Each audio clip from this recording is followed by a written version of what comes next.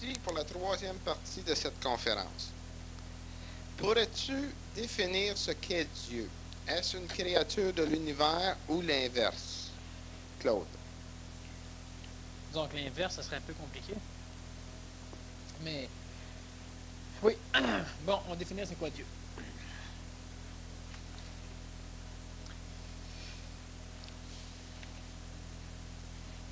Premièrement, il y a plusieurs dieux dans le ciel. Il y a plusieurs dieux dans les cieux. Il y a un Dieu qu'on pourrait appeler notre Père, en faisant une comparaison avec le Père humain, donc celui qui aurait pu créer.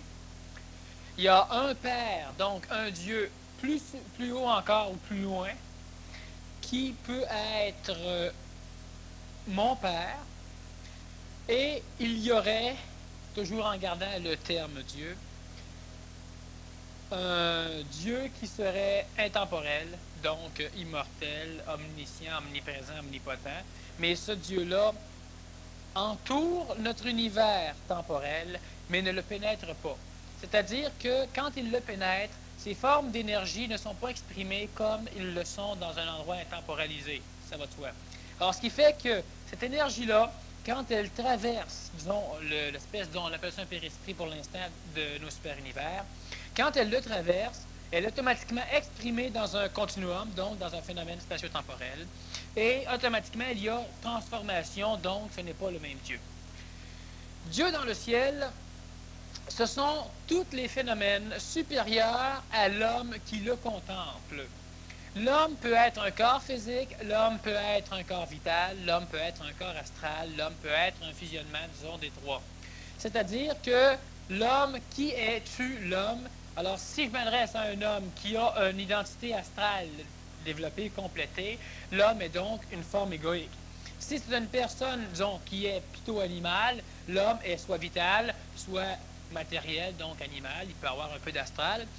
Et si l'homme est mental, je m'adresse donc à un homme mental. Ce qui fait que le Dieu dans le ciel, c'est un Dieu créé par l'homme à son image et à sa ressemblance pour pouvoir satisfaire les désirs de l'ego. C'est-à-dire que l'homme, à un moment donné... Est-ce que je peux t'arrêter ici, Daniel? Lorsque tu dis que l'homme crée le Dieu à son image et à sa ressemblance, est-ce que ça pourrait vouloir dire quelque chose comme ceci?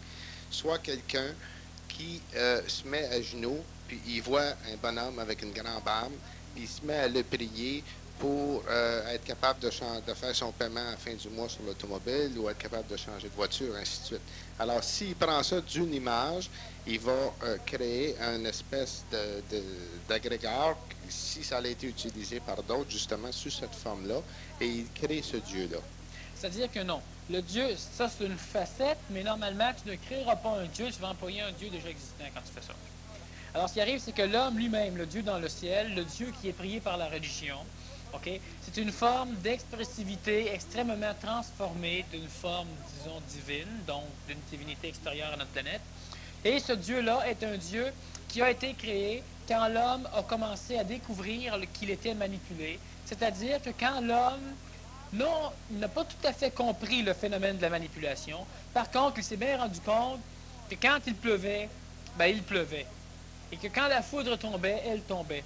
Ce qui fait que l'homme a donc commencé à avoir peur, et par après, pour se rassurer, il a inventé le dieu de la foudre, le dieu de la pluie, le dieu des accidents, le dieu de ci, le dieu de ça.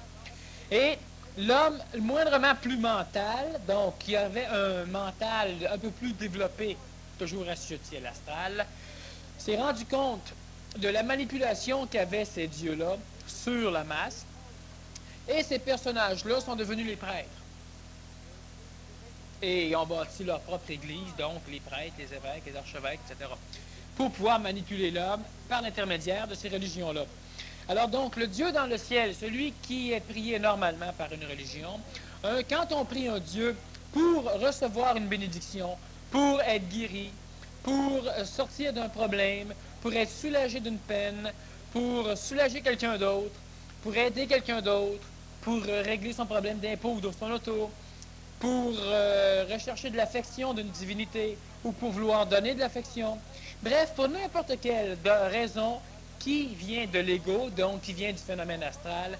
C'est toujours au Dieu dans le ciel qu'on s'adresse, donc à l'égrégore divin, c'est-à-dire à l'égrégore de l'astral supérieur qui, de par son immensité, peut aider de temps en temps une particule, un individu, un homme ou une femme. À ce moment-là, on prend ce Dieu en esclave et on lui dit, ça c'est le Dieu dans le ciel. Guéris telle personne, oui. Permets-moi de faire mon paiement, fais ci, fais ça, fais ça, ainsi de suite. Tandis que faire la volonté du Père, c'est laisser passer. Non. Faire la volonté du Père, si le Père est le Dieu et que le Dieu est dans le ciel, faire la volonté du Père, ça veut simplement dire d'être assujetti et d'accepter la manipulation. L'astral individuel accepte la manipulation de l'astral planétaire.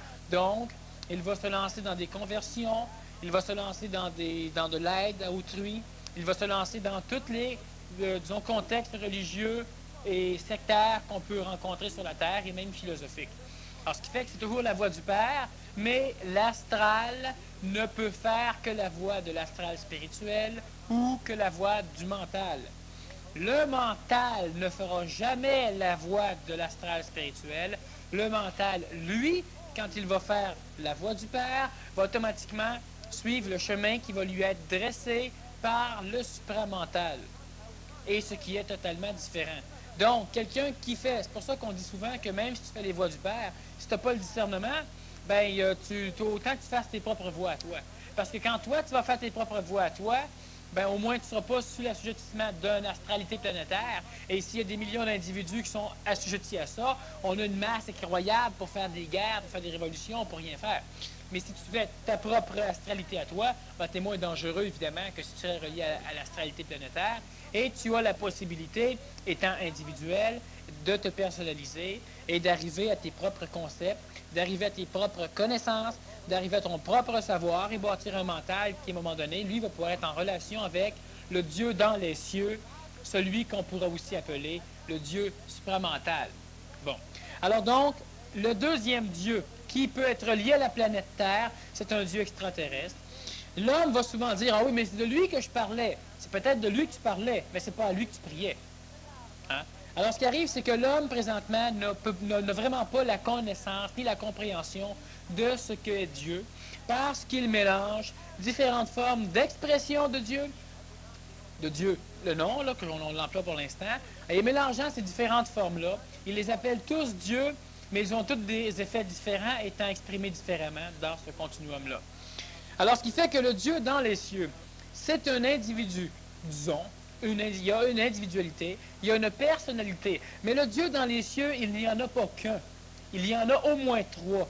Alors, disons que là, ça complique le phénomène encore pour la compréhension humaine. Mais disons qu'on pose la question, peut-être bon pour avoir la réponse. Ces trois dieux-là, qui sont extérieurs à l'homme, dans le domaine de la matière, on a effectivement 4 dieux. Mais l'homme va prier surtout le Dieu dans l'astral, donc le Dieu dans ce ciel-là. Mais dans le ciel de l'homme, dans le ciel planétaire, on a 4 dieux. On a un Dieu dans le domaine de la matière. On a un Dieu dans le domaine de la vie. On a un Dieu dans le domaine de la psychologie. Et on aurait une forme de divinité dans le domaine du mental.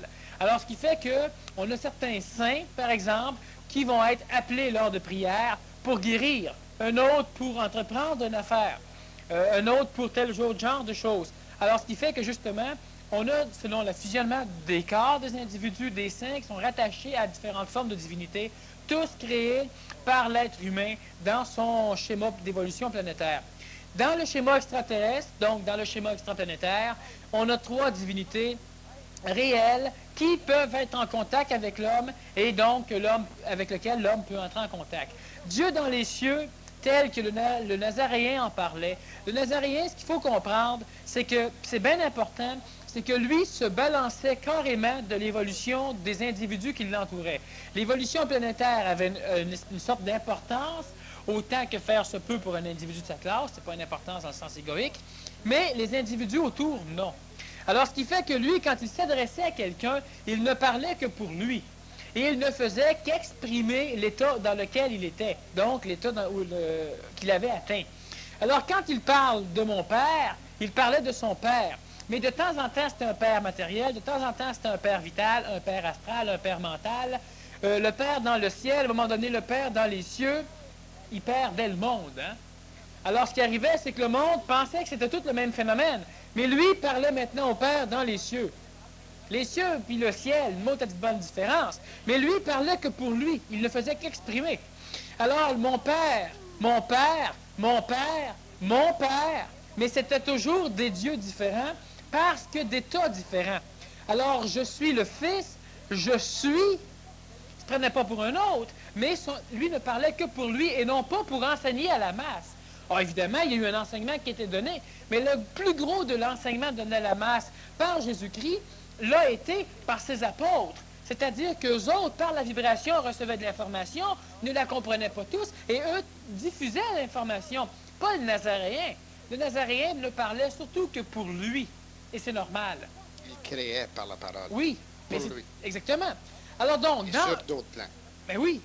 Alors, ce qui fait qu'on a un Dieu qui peut être, qui présentement est en relation intime avec l'homme, mais l'homme, dans sa prière, ne peut pas, présentement, entrer en contact avec un phénomène divin extraplanétaire, étant donné que sa prière est toujours suscitée par une forme d'expression de l'astral. Donc, automatiquement, elle se dirige droit dans l'astral, vers le Dieu dans le ciel, de quelque catégorie qu'il soit, parmi les 4 catégories. Donc, les dieux extraterrestres, on en a 3, et ces formes d'énergie-là peuvent être appelées, à un moment donné, mon père. Comme le Nazaréen les a appelés mon père, il l'appelait mon père, l'énergie avec laquelle il était en contact. Et quand cette énergie-là devenait lui, il appelait mon père l'énergie suivante, car elle était l'énergie qui englobait l'énergie inférieure, donc qu'il avait, disons, créée, c'est-à-dire qu'elle ne l'a pas créée, mais par certains phénomènes de vibration, quand elle s'exprimait dans un endroit particulier de la conscience au niveau de notre espace, de notre univers, sa vibration était transformée, donc c'était une énergie différente qui était inhérente, donc qui était de même nature que l'énergie divine, mais qui n'était pas de l'énergie divine. Alors ce qui fait que le Nazaréen, augmentant son schéma vibratoire en termes de conscience, parlait toujours à un père différent, jusqu'au temps où il était entré en contact avec le Père universel. Le Père universel que le Nazaréen, justement, parlait, c'était le Père du Père-Esprit de nos super-univers. Et ce Père universel-là, qui était le Père de tous les univers, l'univers est contenu dans un phénomène de temps. Alors, ce Père-là, quand le Nazaréen est entré en contact avec le Père universel, quelque temps après, il ne parlait plus de son Père, il était. Et après avoir été, il a finalisé certains phénomènes dans le domaine de la matière avec Lazare. Il a finalisé son propre retour aux enfers pour parfaire les parcelles de corps, préparer la fusion. Et il a fusionné, eu le corps morantiel parce que c'est encore utile présentement dans l'augmentation des mémoires spirituelles de l'astral planétaire. Et donc là, lui est rentré en contact avec les dieux dans les cieux, c'est-à-dire les 3 niveaux de Dieu dans les cieux. À l'extérieur de ce schéma-là, on parle toujours de Dieu. Il y a d'autres formes de divinité avec lesquelles l'homme peut rentrer en contact, mais on les appelle des divinités, mais ce ne sont pas des êtres que l'on peut appeler mon Père. Parce qu'il y a une différence entre mon Père et un Dieu, ou même Dieu. D'ailleurs, le Nazaréen ne parlait presque jamais de Dieu, il parlait de son Père, parce que lui était conscient. C'était le Père de tout le monde, mais personne n'avait ce niveau de conscience-là, donc ce n'était pas leur Père. Pourquoi le Nazaréen disait que notre Père qui est aux cieux? Bon, là, on essayait simplement de forcer l'astral à monter dans un niveau tellement spirituel que le Nazaréen avait créé de par son passage, pour permettre à la vibration mentale d'essayer d'être assujettie à l'ajusteur de pensée extraplanétaire, qui, à cette époque-là, a commencé à venir sur la Terre parce que le Nazaréen avait augmenté le taux vibratoire de la Terre. Et de notre Père qui est dans les cieux, et non pas notre Père qui est au ciel, la prière a été transformée à un moment donné par différentes religions. Notre Père qui est aux cieux, on parlait simplement à l'énergie supramentale. Et l'ajusteur de pensée, par cette prière-là commune, pourquoi? Parce que la masse vibratoire d'un individu n'était pas suffisante pour attirer une forme d'ajusteur de pensée impersonnalisé, donc sur lui-même. Alors, où il y avait une masse qui se rappelait le Nazaréen, donc qui appelait l'égrégore de la haute astrale spirituelle dans une assemblée. Et pour aider ça, alors le Nazaréen a laissé des vestiges comme la messe, qui est un repas, hein, et différentes choses dans le genre. Et en faisant cette prière-là, on s'adressait donc au Dieu dans les cieux, donc à l'énergie de l'ajusteur de pensée, l'énergie supramentale, impersonnalisée jusqu'alors, et qui devra se personnaliser, évidemment, dans le courant des temps qui viennent. Le Nazaréen, lui, l'avait personnalisé. Alors, ce qui va arriver, c'est que le Nazaréen parlait de notre Père et parlait de mon Père, donc de son Père. Et quand il parlait de son Père, pourquoi que ce Père-là n'était pas le Père de l'humanité? Pour la simple raison que l'humanité entrait en contact avec une force mentale, et c'était notre Père, ou une légère parcelle supramentale, l'ajusteur de pensée, et c'était notre Père. Mais le Nazaréen, quand il s'adressait à son Père, ne parlait pas à l'énergie mentale ni supramentale. Il parlait à l'énergie bouddhique ou à l'énergie divine. Alors, ce n'était pas le Père de tout le monde. En potentiel, oui, mais en réalité, non. Donc, mon Père n'est pas votre Père, mais votre Père est mon Père. Alors, ce qui fait que si tu t'éloignes encore du schéma des divinités ou des dieux de notre univers et de notre super-univers, automatiquement, tu vas dans une forme d'énergie que seul le Nazaréen, dans notre contexte solaire et galactique, a pu, disons, rencontrer, c'est-à-dire qu'il a pu percevoir ces énergies-là intemporelles. Exactement. Ça a été évidemment le Nazaréen. Et ça, c'est le père du Nazaréen rendu à l'époque où le Nazaréen est rendu.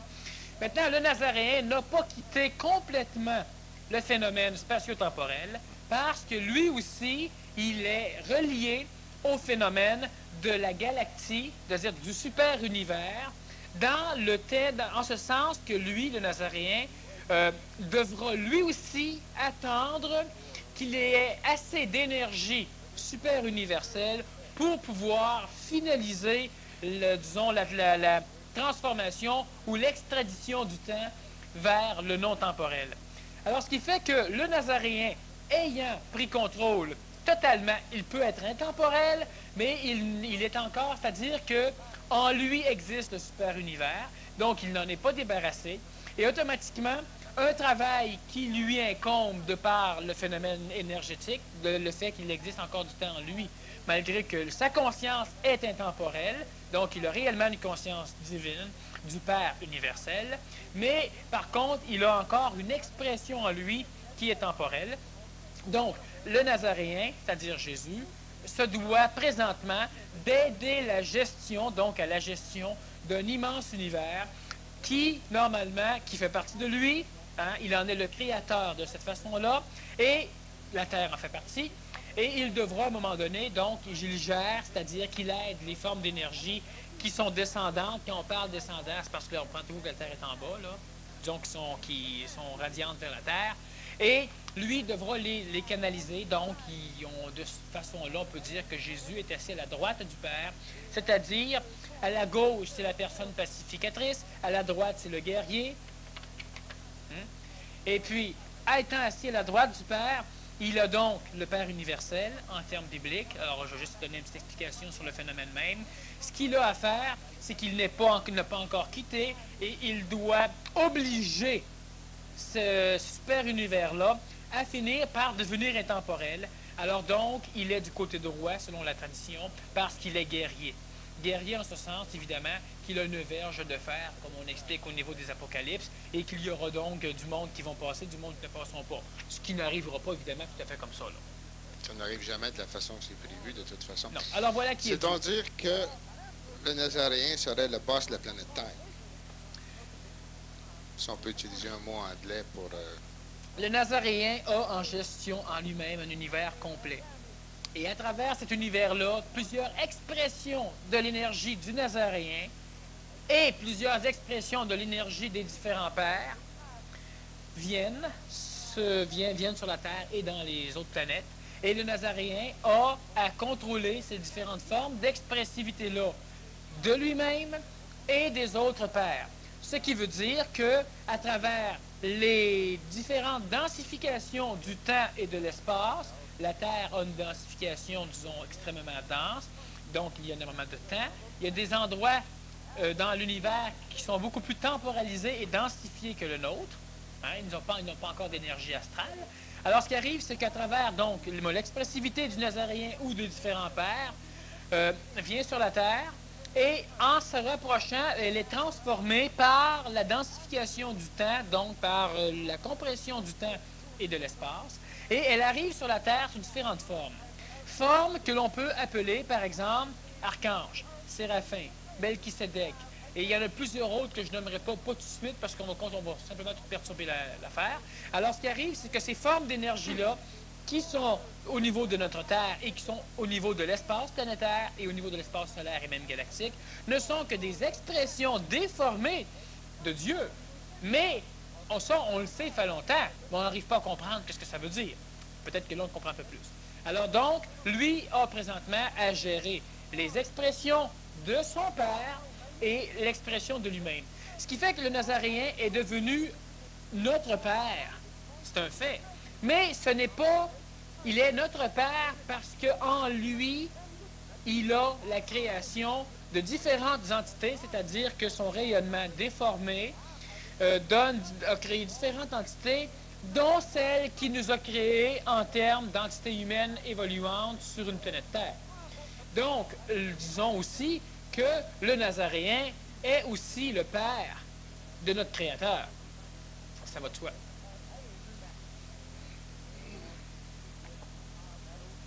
Et puis, je ne vous mélangerai pas plus. Que penses-tu de la définition suivante qu'on a déjà donnée de Dieu? Que lorsque le Big Bang est arrivé, l'explosion universelle, il y aurait eu 3 alephes qui se sont réunis, qui forment un centre de lumière, dont un représente la volonté, l'autre l'intelligence et l'autre l'attraction, soit l'amour. Et puis qu'il y aurait encore 4 alephes à manifester, parce qu'il y a 7 alephes, dont 3 se sont manifestés, et que ceux-là, à travers les différents voiles ou péresprits ou couches qui protègent chaque planète, si l'on veut, énergisent tous les autres plans en descendant. Est-ce que tu sais, premièrement, c'est quoi le Big Bang? Non. Une explosion. Ne le savent pas non plus, mais...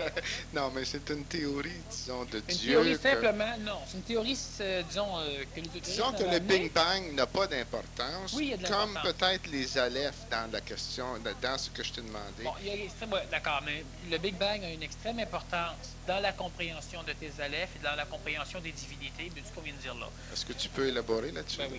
Les astronomes ont découvert, c'est-à-dire qu'on a émis la théorie du Big Bang, donc de l'explosion universelle, qui existait déjà dans les théories ésotériques. Et eux autres ont simplement pris conscience à un moment donné que les étoiles avaient tendance à s'éloigner. Donc, ils ont essayé de comprendre ce qui pouvait se passer, et chaque étoile s'éloigne l'une de l'autre. Donc, on assiste présentement à l'extension de l'univers dans tous les sens, et non pas, il n'y a aucune étoile qui se rapproche tout ce temps. Et on a donc pensé qu'à un moment donné, il y avait une espèce de gros amas de matière qui aurait explosé et qui aurait donné tout ce qu'on connaît. C'est la théorie scientifique.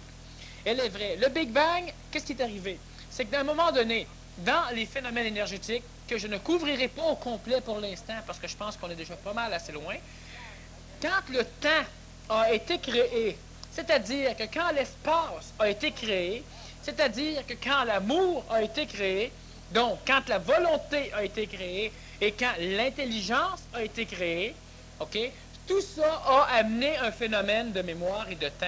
Et toutes ces formes d'énergie-là qui ont été créées, donc assemblées en même temps, c'est-à-dire qu'il était déjà existant, mais le fait de par leur mélange, je n'expliquerai pas tout ça là, ça a simplement créé une immense masse de matière qui était automatiquement temporalisée et automatiquement inexistante par rapport à ce qui existait autour. Alors, ce qui fait que tout ça a carrément explosé, et immédiatement, en même temps qu'il y a eu création. Autrement dit, il n'y a jamais eu de Big Bang, c'est-à-dire qu'en même temps que le noyau espace-temps était créé, il y avait déjà déplacement. Pourquoi? Parce que le déplacement fait partie intégrale de la synthèse de la thèse et de l'antithèse du temps et de l'espace. Donc, au même moment où il y a eu notre univers, nos super-univers de créer, il y avait des agrégations de ça pour créer ce qu'on a présentement aujourd'hui. Alors, ce qui fait que, à l'instant même où il y a eu création de tout ça, il y avait automatiquement déplacement. Donc, il n'y a jamais eu d'univers qui a explosé parce qu'il n'y a pas eu le temps, c'était déjà en déplacement. Et ce déplacement-là s'accentue continuellement. À un moment donné, dans l'évolution humaine, on va pouvoir, de par l'évolution de différents plans qui sont présentement éparpillés tout partout sur toutes les latitudes, ce qui va arriver, c'est que par attraction vibratoire, donc par évolution similaire de tous les phénomènes en perdition, ceux-là vont réussir, et c'est le travail de l'humanité, c'est le travail des maîtres, c'est le travail du Nazaréen, c'est le travail de tout cela. Par attraction, on va être capable de tous se réunir. C'est-à-dire qu'à un moment donné, toute l'extension va arrêter. Et on va pouvoir maintenant assister à une compression, c'est-à-dire que tout va revenir. Ça aussi, les savants commencent à l'envisager. Et on va revenir.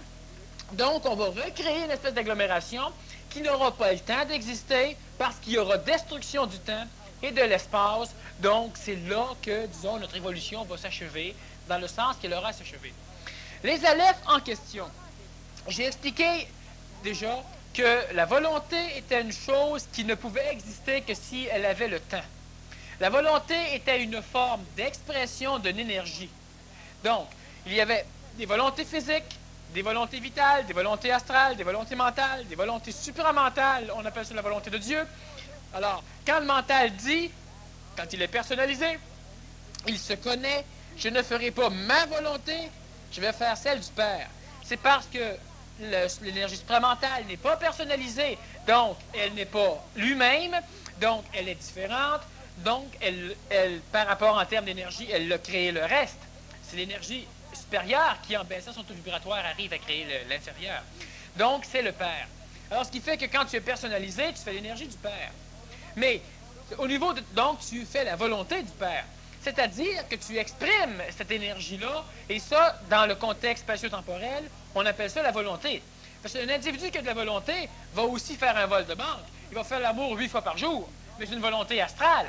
Et il fait la volonté de l'astral.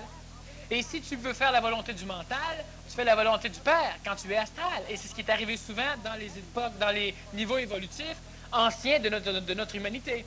Mais à un moment donné, certains êtres qui étaient mentales, donc astral, vital et physique, ont fait la volonté du Père, encore une fois. Mais la volonté du Père était simplement le fait qu'ils exprimaient dans le temps et l'espace une énergie qui était différente. Alors, ce qui fait que ces alephes-là, volonté, intelligence et amour, sont des choses qui n'existent que dans l'univers spatio-temporel.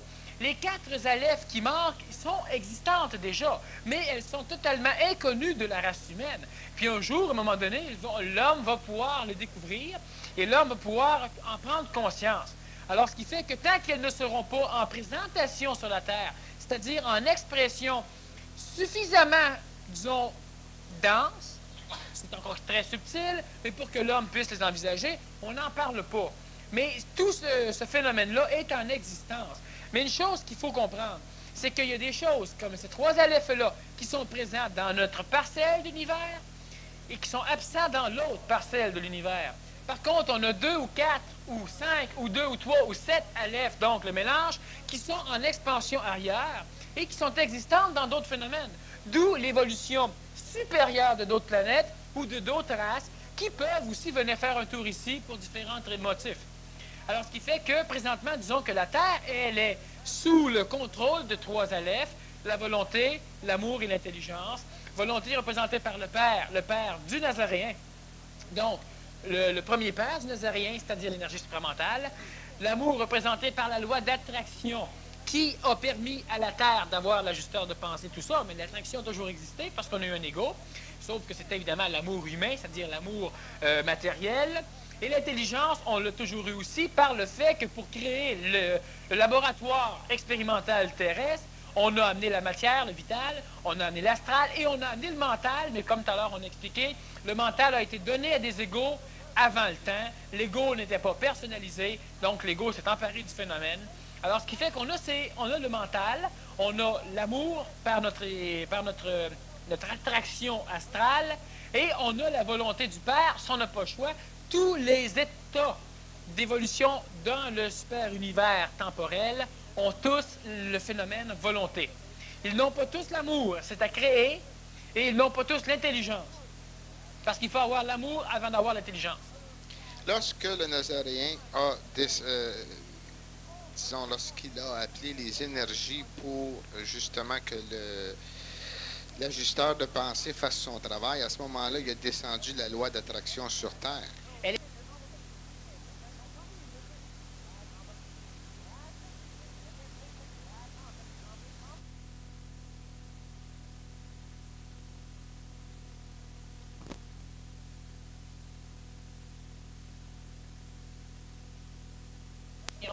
Pour l'attraction qui existait sur la planète Terre était une attraction planétaire, donc humaine, mais l'humanité de l'époque, donc égocentrique, mais de façon, disons, animale. C'est-à-dire que l'attraction, l'amour humain, était de type astral, l'astral involué. Le Nazaréen, en venant sur la Terre, par le principe que lui connaissait les autres phénomènes, c'est-à-dire qu'il a pu entrer en contact avec différents plans, d'ailleurs tous les plans qu'on connaît dans notre univers, lui, ce qu'il a fait, c'est qu'il a laissé à la planète Terre une mémoire qui ne pouvait pas être localisée de par sa vibration, donc elle ne peut pas être attirée par l'astral bas, mais c'était simplement de la croyance. C'était au niveau astral. Donc, elle a été repoussée par l'astral bas au fin fond de l'astral spirituel. Et c'est cet astral-là, spirituel, tout proche du mental, qui a attiré l'énergie de l'ajusteur de pensée au niveau de la planète Terre. Alors lui, c'est ce qu'il a fait. Et c'est pour ça qu'il a fait un travail, disons, religieux, en ce sens, un travail de foi, parce que l'humanité ne peut pas comprendre, n'ayant pas un principe mental suffisamment développé, d'ailleurs à peine en croissance. Alors, en augmentant le schéma spirituel très, très, très haut au niveau de l'astral, bien, il a permis une vibration supérieure à la vibration du mental potentiel que les individus avaient. Et ça l'a attiré les formes d'ajusteurs de pensée très minimes, donc ça l'a attiré un ajusteur de pensée impersonnalisé, c'est-à-dire un ajusteur de pensée qui ne sait pas qu'il est ajusteur de pensée, qui n'est même pas identifié, qui n'est qu'une forme d'énergie vibratoire qui se promène au niveau de notre espace et qui est attiré par la planète Terre. Et lentement, l'homme a un travail à faire, c'est-à-dire qu'il est en contact avec le même ajusteur de pensée pour la majorité des individus. Et lentement, l'ajusteur va se personnaliser. Maintenant, il y a des ajusteurs de pensée. L'ajusteur de pensée ne suit pas l'individu lors de la fusion. L'individu, lors de la fusion, n'a plus besoin d'ajusteur de pensée, c'est-à-dire que la forme même qui va ajuster la pensée mentale pour permettre à l'énergie totale de supramental de venir en contact avec, à un moment donné, va disparaître, c'est-à-dire qu'il sera détruit. Mais quand on dit détruit, il faut s'entendre, c'est qu'il sera expulsé. Pas intégré à l'individu. Non, il n'est pas intégré pour la simple raison qu'il n'a pas d'utilité réelle quand l'énergie mentale peut entrer en contact total avec l'énergie supramentale. Donc, cet ajusteur de pensée-là, là, je dis qu'il est détruit et en même temps qu'il est repoussé. J'expliquerai à un autre moment donné qu'est-ce qui se passe, mais je pense que présentement, c'est les meilleurs termes. Il est détruit et repoussé. Donc, il n'est pas repoussé, il n'est pas détruit, mais il n'est plus là. Okay? Alors, ce qui arrive, c'est que cet ajusteur de pensée-là, qui se remet donc en circulation dans l'univers, est un ajusteur personnalisé. Et cet ajusteur expérimenté et personnalisé dans le domaine du mental, et qui va voguer, donc, qui va se promener au niveau de notre univers, va finir par être attiré par un autre être qui, lui, a déjà la capacité similaire de l'être qui a évolué, et il peut venir se placer dessus et aider cet être-là d'une manière absolument effarante dans son évolution. Mais il faut dire que les ajusteurs de pensée personnalisés en liberté sur la planète Terre, il n'y en a pas beaucoup. Le Nazaréen a eu le droit à un de ceux-là, qui venait d'ailleurs d'une autre galaxie qui est attirée par le Nazaréen, et le Nazaréen a pu donc s'en servir plus rapidement, parce qu'il était très très jeune à cette époque-là. Alors, ce qui fait que notre ajusteur de pensée, à un moment donné, dans le développement du mental et du supramental, ben, finit par ne plus être utile et il disparaît. Il n'a pas rapport à l'évolution de l'individu. Un jour, ces ajusteurs personnalisés-là vont avoir des personnalités similaires, ils vont pouvoir se grouper ensemble et devenir l'ajusteur de pensée d'un égrégore planétaire, d'un égrégore solaire, d'un égrégore galactique, et pour opérer le même phénomène que le petit ajusteur minuscule qui va venir nous voir nous autres à un moment donné. Quel est le phénomène qui se produit, Daniel, lorsqu'un individu, un être, est habitué de communiquer avec son ajusteur de pensée, et puis qu'à un moment donné, il va, disons, à travers l'ajusteur de pensée, manifester, par exemple, de vouloir faire la volonté du Père dans les cieux, et puis que l'ajusteur de pensée lui laisse passer des énergies qui lui répondent, la volonté du Père est en toi, c'est la tienne. Ben oui. Quel est le phénomène qui se produit? Quel est le changement? Est-ce que... La Père, c'est bien simple. C'est bien simple, Cécile. Dans ta question, tu as la réponse. L'individu désire faire la pensée et la volonté du Père. Donc, c'est l'astral. Et présentement, le maître, c'est le mental. Alors, ce qui fait que l'ajusteur de pensée donne à l'astral que le Père, que la volonté, c'est la tienne. C'est la volonté du mental que présentement l'astral doit faire. Pas d'autre volonté. Parce que le mental doit se développer suffisamment pour après ça comprendre le processus de la volonté du Père supramental. Alors, ce qui fait que le désir astral voulant faire la volonté du Père, c'est quoi le Père? Je ne le connais pas. Mais le Père de l'astral est le mental. Et le mental est déjà là, vu qu'il est l'ajusteur de pensée. Alors, lui prie, ça se rend jusqu'à l'ajusteur de pensée, parce que le mental, s'il n'est pas tout à fait personnalisé ou identifié, ne comprend pas le processus. Et évidemment, le mental pose aussi la question. Et l'ajusteur de pensée va lui répondre que ta volonté soit faite. Parce que ma volonté est ta volonté. C'est normal, c'est juste ça que ça veut dire. Et ça s'est passé dans les individus, justement, qui n'avaient pas un mental personnalisé, mais un mental, ils sont peut-être même pas complètement identifiés. Alors, c'est normal que présentement, l'être humain doit faire la volonté du Père qui est en lui, mais pas l'astral, le mental. Le mental est le maître de l'astral, et le mental, c'est lui qui doit devenir le maître de l'être humain. Celui qui doit dire « je suis mon seul maître », c'est le mental. Et ce ne sera pas long que, faisant ça, il va se personnaliser, il va découvrir ses limites et ses possibilités, il va découvrir l'assujettissement au supramental, donc il va découvrir qu'il est manipulé, et là, lui ne voudra pas faire la volonté du Père. Il ne demandera pas. Il va faire parce qu'il est mental, étant mental et non pas égoïque, il va y avoir le conflit à un moment donné qu'on a déjà parlé, mais étant mental, une fois personnalisé, il va tout faire, il va voir que c'est logique, que c'est mathématique, c'est toujours dans notre niveau planétaire, donc la logique a toujours son application, que c'est logique, que l'énergie supérieure à lui explique quoi faire. Il n'y a pas d'ego au niveau du mental, il n'aura pas rendu à cette époque-là. Donc, instantanément, c'est la volonté du Père qui va faire et non la sienne. C'est le mental qui va parler. Mais présentement, la personne qui désire faire la volonté du Père, c'est pas le mental qui désire ça, c'est l'astral. Et le Père, donc l'ajusteur, va simplement répondre, ben, que ta volonté soit faite, car ta volonté est la mienne. C'est normal, l'ajusteur, c'est la base du supramental, c'est le haut du mental. La volonté du mental est la sienne, c'est celle-là qu'il faut que tu fasses, et le Père est en toi. On peut répondre à ce moment-là aussi, c'est-à-dire tu peux avoir comme réponse, ton énergie est la mienne. C'est la même chose. Alors, c'est simplement pour ça qu'on a cette réponse-là.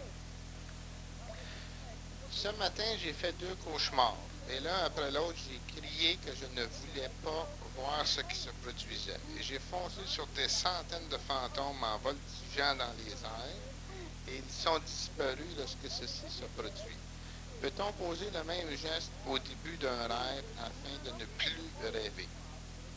M. Bien oui, c'est évident que n'importe quel phénomène qui va être au niveau de l'astral, ben, si on décide que c'est pas là, maintenant, il faut faire attention, si le mental est suffisamment développé pour que lui-même détermine le phénomène et le décide, ça peut être une colère aussi, qui est peut-être suscitée par le phénomène astral, mais automatiquement, les visions ou le rêve disparaît. Donc, il n'y a aucun problème de faire disparaître. Tu peux manipuler ton rêve, tu peux manipuler l'astral ou être manipulé par lui-même, ou tu peux carrément intellectuellement décider simplement que plus rien, que tu changes tout. Mais évidemment, il faut que le mental soit suffisamment identifié pour pouvoir décider dans un rêve à l'encontre de la manipulation du rêve. Mais c'est évident que tu règles ton problème au niveau de ton rêve, mais évidemment, il faut que le mental soit suffisamment identifié pour que ce soit lui qui puisse se réveiller et dire que telle affaire, ça se peut pas, ou que dire que je veux plus la voir. Sinon, ben, s'il n'est pas assez développé, c'est un glastral, il est complètement ébahi par ce qui arrive, puis il reste carrément manipulé par ça, puis il est pris dedans, puis il ne peut pas rien décider. Alors, si le mental est moindrement identifié, c'est évident. Est-il possible de retarder la fusion tout en augmentant suffisamment son taux vibratoire afin de ne pas perdre conscience s'il devait y avoir mort physique avant que l'être ait en la capacité de personnaliser tous ces principes, les 7, Richard. Encore Richard. C'est la 8e, hein, de Richard. Richard Cœur de Lion. Est-il possible de retarder la fusion? Oui, d'ailleurs c'est le cheminement normal, tout en augmentant suffisamment son taux vibratoire afin de ne pas perdre conscience s'il devait y avoir mort physique avant que l'être ait la capacité de personnalisation de tous ses principes. Alors voilà, ce qui arrive, c'est que il est possible de retarder la fusion, c'est normal. Par contre, s'il y a moindrement, en tout cas, je vais passer là-dessus parce que bon, il est possible de retarder la fusion. Une chose qui est sûre, c'est qu'un individu qui doit mourir et qui n'a pas personnalisé ses 7 corps ne peut rien retarder, c'est-à-dire qu'il n'aura pas besoin de retarder la fusion, parce qu'il n'y aura pas de fusion non plus, s'il n'y a pas de personnalisation. S'il y a personnalisation du corps supramental, il n'y a plus mort.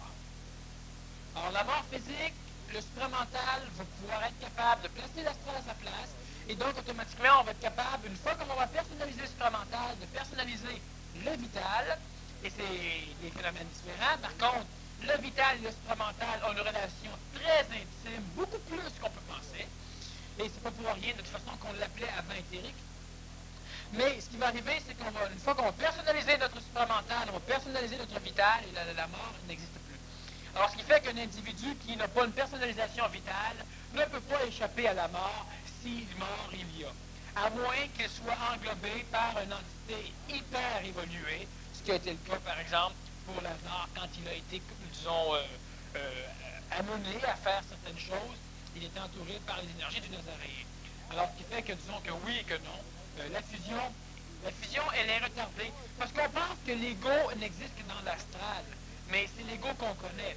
Mais il y a d'autres formes d'entités qui vont s'identifier, et c'est normal, parce que le mental doit passer par une phase d'identification. Et c'est un ego mental. C'est absolument différent de ce qu'on a là. Mais il y a quand même une identification mentale, une identification supramentale. Et c'est au niveau de la phase de ces identifications-là qu'il peut y avoir fusion. Donc, tu deviens un maître. Tu remontes de Shambhala, puis t'attends. Bon. Il y a plus de job que ça à faire, là. Bon. Alors, ce qui fait que c'est au niveau des identifications. Mais ces maîtres-là vont nous pousser dans le derrière pour avancer. Et on devrait être capable, normalement, de ne pas se laisser submerger par l'ego d'identification d'un phénomène d'énergie, qu'est-ce que mental ou supramental, pour être capable de personnaliser ça et de découvrir le Père. Et une fois que tu as découvert le Père supramental, tu identifies ton supramental, pas trop d'ego, tu personnalises le supramental et tu découvres le Maître, le Père. Et une fois que tu as découvert le Père, tu identifies l'énergie bouddhique, mais juste pas trop d'ego, tu personnalises dans l'énergie bouddhique et tu découvres le Père. Et là, tu identifies l'énergie divine, tu personnalises l'énergie divine, et là, tu découvres le Père. À ce moment-là, Daniel, sinon tu fusionnes. Tu fais évoluer l'individu qui va atteindre ça, fait évoluer un tas d'individus sur Terre. Automatiquement, il aide les maîtres. Les maîtres ne sont pas belles pris. Pourquoi tu penses que ce sont les maîtres, je veux dire? C'est évident qu'il y a plein d'individus qui vont fusionner et qui vont rejoindre le rang des maîtres. C'est l'apanage, disons, de la masse. Parce qu'ils ne pourront pas personnaliser suffisamment rapidement une identification. Alors donc, il n'y a pas de problème pour les maîtres. Les maîtres ont fait un cheminement comme ça et ils ne pâtissent pas tant que ça. Ils ont certaines souffrances, mais ce n'est pas une souffrance psychologique, donc ils ne sont pas maudits, ça n'ennuie pas, parce que ça n'a aucun rapport avec ce qu'on connaît en termes de souffrance. Selon ce qu'on a pu observer, la seule souffrance qu'il y avait, disons, pour le compte de Saint-Germain, par exemple, c'était d'être dans un corps physique. Parce que il y avait un travail à faire, mais qui savait ce qu'il y avait là, ailleurs, et puis le temps, il souffrait juste du temps. C'est ça. Oui, tout relié au temps, lui. Mais ce qui va arriver, c'est que les maîtres étaient énormément plus intelligents que la masse et en sont arrivés là. Alors, ils s'en font pas. La masse, qui est pas mal moins intelligente que ça, ben, ils vont tous se ramasser là avec un moment donné. Alors, ceux qui n'ont pas de danger, les maîtres vont être capables d'avoir un égrégore suffisamment puissant pour s'en sortir en même temps que ceux qui vont faire leur fusion des 7 corps en même temps. Sauf que, disons que pour aller plus rapidement, ce qui serait naturel à l'homme, si on regarde, disons, les plans, parce qu'il y a des plans cosmiques. Hein, il y a un cheminement, puis il y a un plan divin. Si on regarde le plan, c'est quoi le plan? C'est le but pour lequel la Terre a été bâtie et le but de l'expérience. Et normalement, l'homme n'avait pas fusionné 3 ou 4 corps ou 5 ou 6 corps. L'homme devait personnaliser tous ses corps. On lui en donnait 4 parce qu'il était prêt, c'est-à-dire que ces 4 corps-là étaient existants dans le domaine, dans l'univers où on était placé. Et l'homme devait personnaliser tout ça, puis fusionner tout court. C'était simple, comme plus simple que bonjour. Alors, ce qui est arrivé, c'est que présentement, ben, l'homme, compliquant tout, ayant un ego extrêmement fort, et la planète en ayant un qui va le manipuler. Alors, l'homme risque, en personnalisant le mental, de découvrir le père supramental mieux que l'ajusteur de pensée. Et après l'identification, ben, il ne faudra pas qu'ils fusionnent. La majorité vont fusionner là. Mais c'est pas grave. C'est pas grave, parce que si la majorité fusionne là, ben, il n'y aura pas de problème. Il règle le problème des maîtres en même temps, puis ils sont assez nombreux maintenant pour entrer en contact de masse avec le père. Alors, il n'y a pas de problème. Si j'ai une question très personnalisée, puisqu'on a parlé de Lazare et du comte de Saint-Germain, ça n'a pas dit beaucoup. Est-ce que on sait, Daniel, que le comte de Saint-Germain a un rôle politique en tant que maître? Est-ce qu'il a aussi un rôle d'instruction? Ben oui. La politique, c'est quoi? Diriger les masses, instruire les masses, mais d'une façon ésotérique. Et les personnes plus près vont donc subir la politique d'un maître, c'est-à-dire vont subir l'instruction du maître. C'est évident que le comte de Saint-Germain a une immense tâche. Le comte de Saint-Germain, c'est une personne qui a déjà eu un ego très puissant et qui a dû, disons, on pourrait mettre le terme payé, mais c'est pas tout à fait réel, qui a dû, pour contrebalancer certains phénomènes, faire un travail totalement souterrain, donc totalement ésotérique. Alors, ce qui fait qu'on ne sait pas ce qu'il a fait, parce qu'on ne doit pas savoir ce qu'il a fait. Le comte de Saint-Germain a agi de façon politique, mais il a aussi fondé différentes sociétés secrètes, et on n'a jamais su que c'était lui. Donc, il doit maintenant travailler sans que personne ne sache. C'est dur pour un égo, mais il n'y a plus d'égo maintenant. Mais c'est pour contrebalancer la partie qu'il a eue. Alors, ce qui fait que présentement, en termes de travail d'enseignement initiatique, son travail est de former des sociétés secrètes. Le travail l'a déjà été, il le sera sans doute encore. Et au niveau du reste, bien évidemment, il est extrêmement politique pour différentes consanguinités génétiques qui le placent avec des individus extrêmement politiques. Parce que le comte de Saint-Germain a du sang de différentes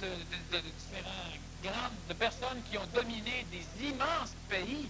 Alors, ce qui fait que la politique, ben, c'est réellement son apanage par son phénomène génétique, et il a une relation mémorielle avec à peu près tout ce qui peut exister comme grand politicien de l'époque, les grands orateurs.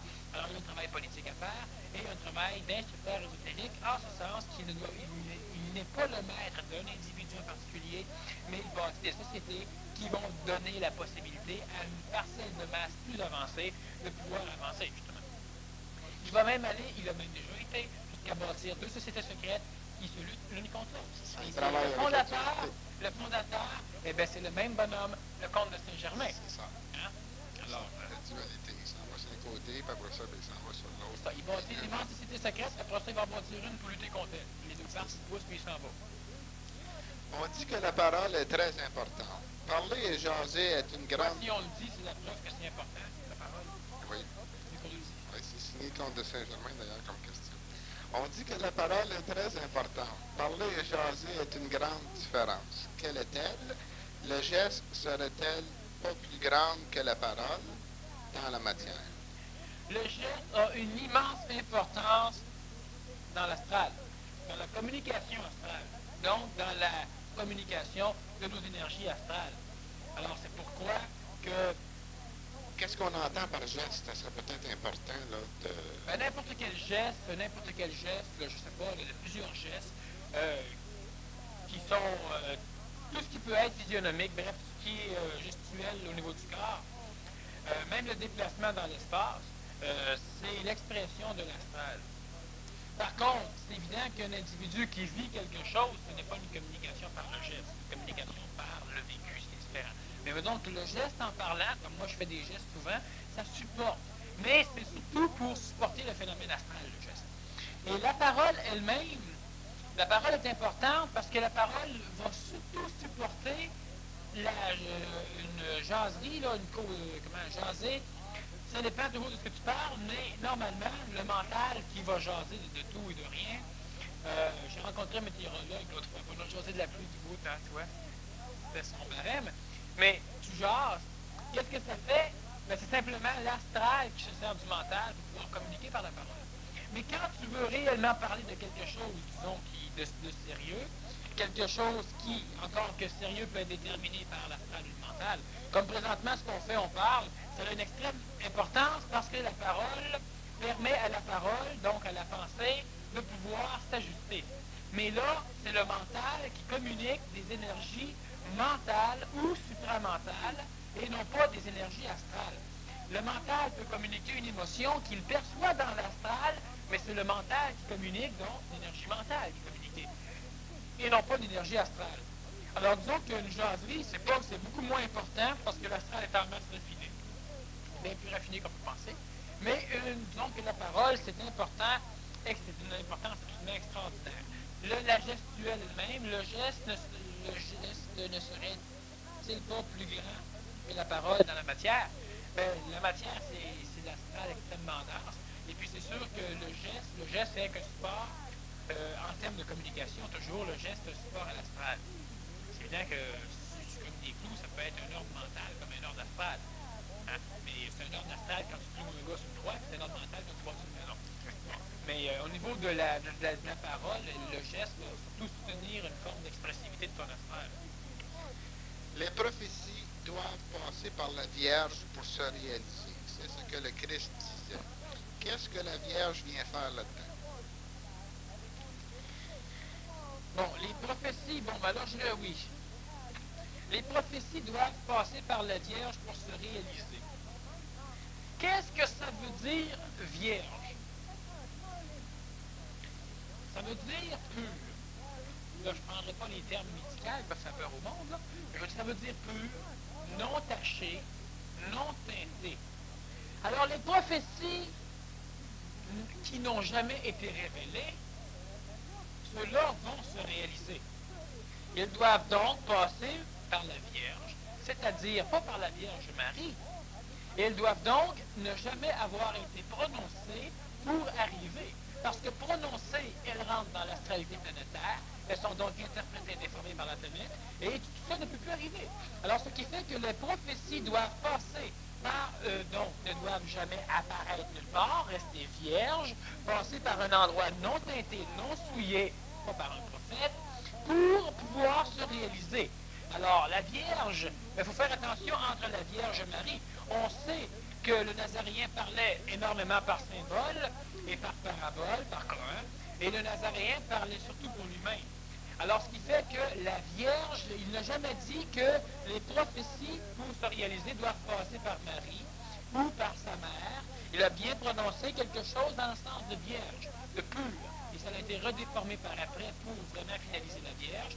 L'apparition de la Vierge, ce qui donne une crédibilité beaucoup plus à Fatima, par exemple, à l'apparition de la Vierge là-bas, qu'aux prophéties de Nostradamus.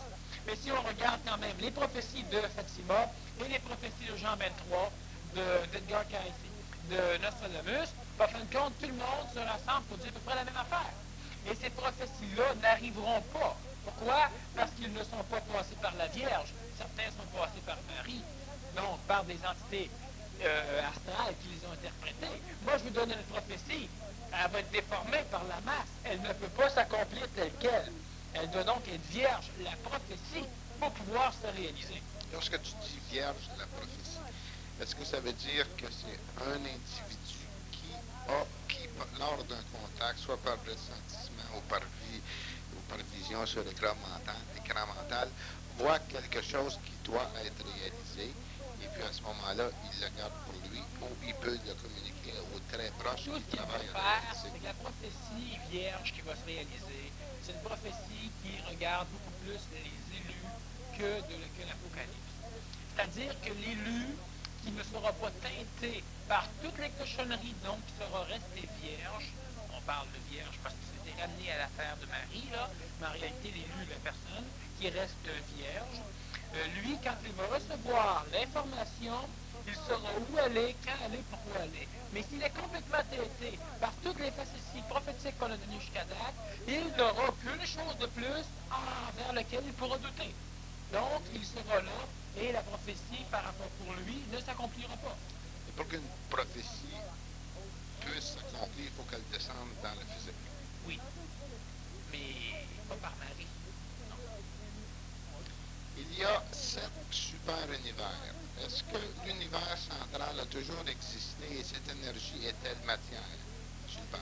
Bon, Gilbert, disons que présentement, il faut faire attention à ces termes-là parce qu'il vient un moment donné où les mots, disons, on les prend un peu partout puis ils ne désignent plus la même chose. Le super-univers, c'est l'univers qui est justement limité par le temps et l'espace. Alors cet univers-là, l'univers central, de laquelle nous sommes naissants, c'est-à-dire que l'univers central n'est plus existentiel, il est potentiel. Et il redeviendra existentiel quand il y aura compression des univers locaux, c'est-à-dire quand la force d'attraction, de par l'évolution des principes qui évoluent, dont l'humain, va être capable de ramener tout cela. Il y aura recréation de ce super univers central et désagrégation de l'univers central. Celui-là a été créé et il connaîtra une fin parce qu'il est dans un phénomène de temps. Et le temps va disparaître.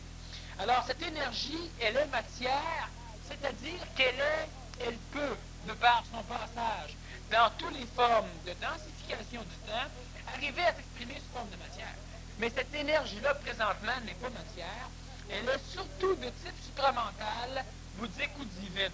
C'est-à-dire que dans notre univers, on a un endroit central, on pourrait même appeler ça, disons, un hyper-soleil, un endroit où rayonnent différentes énergies, et c'est ces énergies-là qui ont suscité la création et qui ont fait exploser, en même temps que la création, l'univers temporel. Donc, l'univers n'a jamais existé en tant qu'univers centralisé total, parce qu'il n'a pas eu le temps, il était déjà dans le temps, donc déjà en déplacement. Et cet univers, disons, ce soleil-là, c'est lui surtout qui présentement émet des formes d'énergie qui vont et qui ont commencé présentement, certains ont déjà dû sentir les effets de l'énergie supramentale qui descend sur la Terre. On en parlait vers l'automne. Ben, c'est commencé depuis à peu près 2 semaines. Et ce rayonnement-là, la Terre, présentement, elle le traverse avec tout le schéma du système solaire. Alors, ce qui fait qu'il y a 7 super-univers. On en connaît plusieurs de ces super-univers-là. Et l'univers central n'a pas toujours existé, pas dans la forme qu'il est là. Par contre, si on regarde en termes de temps, ça fait des millions de milliards, de trillions de milliards de millions d'années qu'il existe. Alors disons que par rapport à l'être humain, il a toujours existé, mais il a connu un commencement et il connaîtra une fin. Et cette fin-là sera quand l'univers va revenir à lui-même. Alors ce qui fait que c'est encore peut-être dans un bout de temps, mais quand l'homme se dégage du phénomène du temps, que ce soit dans un bout de temps ou non, ben on s'en fout. Il n'y a plus de temps, on contrôle. On est toujours assujetti à l'évolution temporelle, mais notre conscience est à l'extérieur du phénomène du temps. Alors, ce qui fait que cette énergie-là, elle est matière en ce sens qu'elle peut devenir aussi dure que ça. Bon, que ça. Pour atteindre la souffrance, nous devons combattre notre esprit. Nous ne devons pas s'assujettir à notre esprit. Qu'est-ce que combattre notre esprit? Qu'est-ce que l'esprit? L'esprit, pour l'ésotérisme, c'est l'énergie qui est de type mental et supramental. L'âme, pour l'ésotérisme, c'est l'énergie qui est de type astral. Et disons que le physique, c'est l'énergie vitale et physique. Pour l'ésotérisme qui se conscientise un peu plus, disons que le physique, c'est le vital et le physique, que l'astral, c'est l'astral et le mental, et que l'esprit, c'est le supramental en montant. Alors, ce qui fait que pour éteindre la souffrance, nous devons combattre notre esprit. Si l'esprit désigne l'astral, ça va de soi, mais il n'y a pas une réelle compétition. C'est simplement l'énergie mentale qui doit finir par ne plus être teintée. Donc, la conscience humaine, au niveau de la tête, ne devrait être habitée que par le contexte mental, et lui ne devrait plus se laisser teindre. Donc, automatiquement, il n'y a plus souffrance au niveau de l'esprit, donc de l'énergie supérieure, et il n'y a plus souffrance. Nous ne devons pas nous assujettir à notre esprit. Nous ne devons pas. Qui est l'esprit qui ne doit pas s'assujettir à l'esprit? le mental qui ne veut pas s'assujettir à l'astral. Alors, c'est juste au niveau du terme là que c'est un petit peu compliqué. Alors, si je reprends que l'esprit est l'énergie dominatrice supérieure à l'astral, donc l'esprit ne devrait pas s'assujettir au phénomène astral. Et qu'est-ce que combat notre esprit? Alors, comme je le dis, si par esprit on entend le phénomène astral, ben, tout ce qu'il faut faire, c'est placer dans notre conscience. Disons que normalement, les vendredis, on répond plus en détail à des questions dans ce genre-là.